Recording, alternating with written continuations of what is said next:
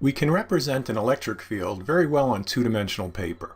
The electric field, of course, is 3 dimensions, but we can get a pretty good idea of what it looks like in 2, right? So here's a positive charge, we can draw the electric field, and even though this is really would look like a sphere in 3 dimensions with all the lines coming out, this lets us communicate what's going on.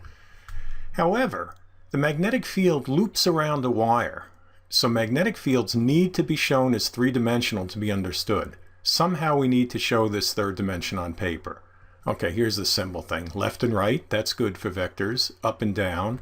How do we represent the 3rd dimension on a page of paper or a whiteboard?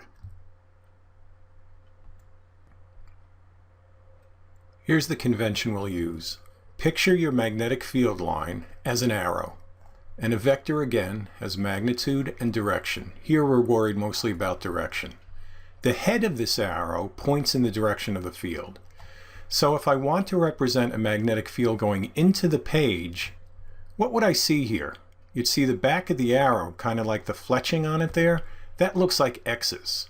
So when you have this tells you that the field is into the page. If somehow that arrow is heading towards you, or let's make it peaceful, you're holding it and looking at the head, you're just going to see the dot at the tip of the arrow here. So we're going to use a series of dots to represent a field that is coming out of the page. Here's how the magnetic field would look inside and outside a current carrying loop. Here I have a loop of wire, the current's coming like this, and down here. Using the right-hand grip rule, so we would grab the wire either here or here, and again, this is just figurative, we're not finding a wire somewhere and grabbing it. You point your thumb in the direction of the current. See, on this side your thumb's pointing up because the current's going up. On this side your thumb's pointing down as you grip the loop because the current is going down. You curl your fingers around the loop. So outside the loop, you can see that your fingers are pointing out of the page. So the magnetic field is dots.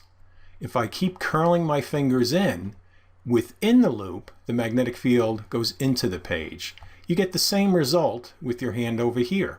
You curl into the page here, and then if you were to keep curling your fingers, the magnetic field is coming at you outside the loop.